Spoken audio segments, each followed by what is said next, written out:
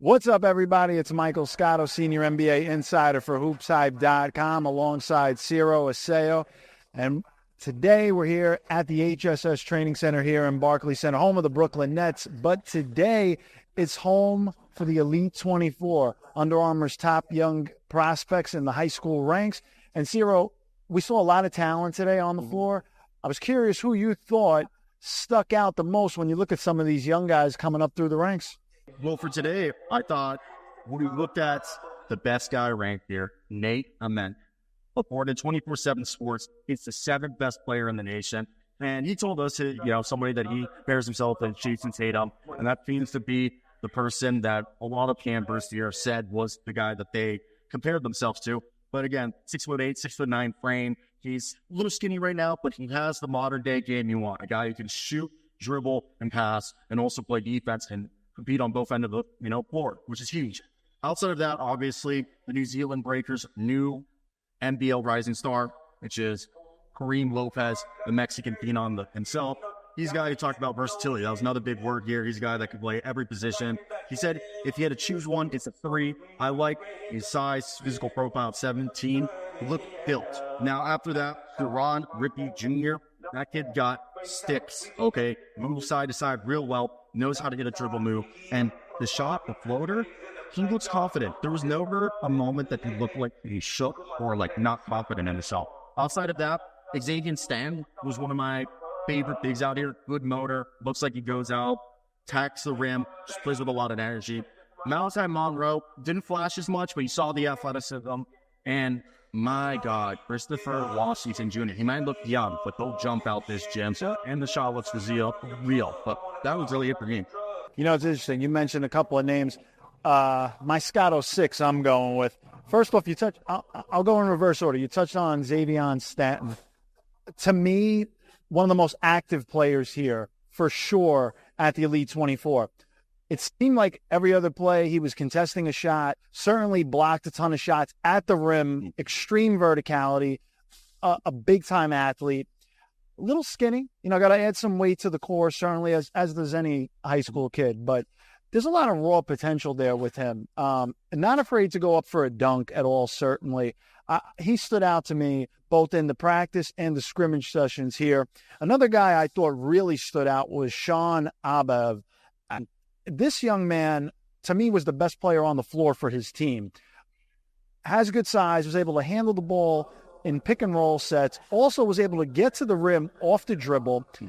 Towards our right under the basket, he drove under the lane, had a wraparound pass away from 2 defenders, kicked it out to the corner for an open 3 for Eli Ellis.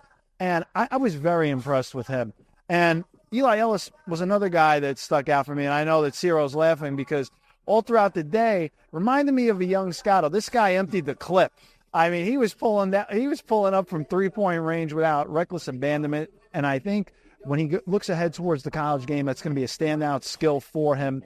Was able to kind of organize the offense a little bit, get to his spots along the wing and in the corner. Thought he did well.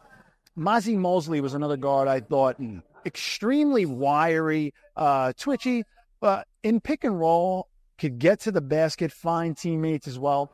In the first day, in the practice sessions, he had a 360 alley-oop that I went, holy cannoli. I literally, I'm telling you, we were sitting right there, and I lost my mind. Incredibly gifted athlete. He's going to need to put on a little bit more strength, but really jumped off the page to me there. Eric Reedy was another guy that I thought stuck out as well. Big man, listed at 7 feet, a guy that can step out, had a nice touch for a big man of his size, could dribble the ball, do some dribble handoffs as well, but also a couple of passes he had, finding backdoor cutters. I think that might be an underrated aspect to his game, something to look out for in the future. Another guy that stuck out to me was Taylon Kinney. This guy shot the laces off the ball, quite frankly, in the practice sessions yesterday. Today got up and down a little bit, but I think I only saw him miss about 2 3-pointers. Seemed like a knockdown shooter. So for me, those were my guys that stuck out here at the Elite 24. Obviously, there's going to be a little bit of time before we get into the college season next year, looking ahead and for their last senior year. But for some of these kids, and you mentioned Washington, some of these guys, young guys even in the class 2026 that we have to look forward to. Yeah.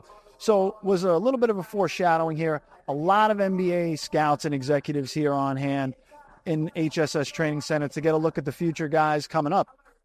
Well, quick note on before we wrap up is Eric Eden re-injured thumb injury. He said he had taken his cast off 2 days or a few days prior to this event and was diving for a loose ball, basically a loose ball play.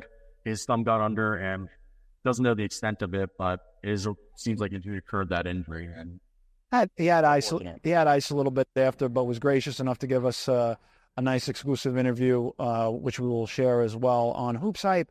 But yeah, I mean, look, he played hard. While he was on the floor, he was effective. And that's what you want to see from everybody for sure there. But so I think no question there was a lot of nice young talent here. And these are going to be some of the names that you're going to be hearing about in the NBA draft cycle coming up in the next couple of years. So you got a little bit of a taste of that here. Completely. And I think the college game is getting better with foreign players like Eric Reeby passing up professional contracts to go ahead and play in the college game, which is, I think, amazing. And certainly the NIL situation has changed the game for that as well. But ultimately, I'm looking forward to seeing him. Some of the guys you mentioned, I mentioned. One guy that we didn't get to see was Bryson Tiller. He's another guy that you're going to need to keep an eye out for in this class as well. One of the most highly recruited guys here, along with Nate Ament, as you mentioned as well. And Quincy Watt, the other one who did not attend. In this group here for the Under Armour Elite 24. So you just got a little bit of a preview of what's to come potentially in the draft cycles ahead. For Ciro Aseo, I'm Michael Scotta for Hoops Hype, signing off here from the HSS Training Center, home of the Brooklyn Nets and the Elite 24 for Under Armour.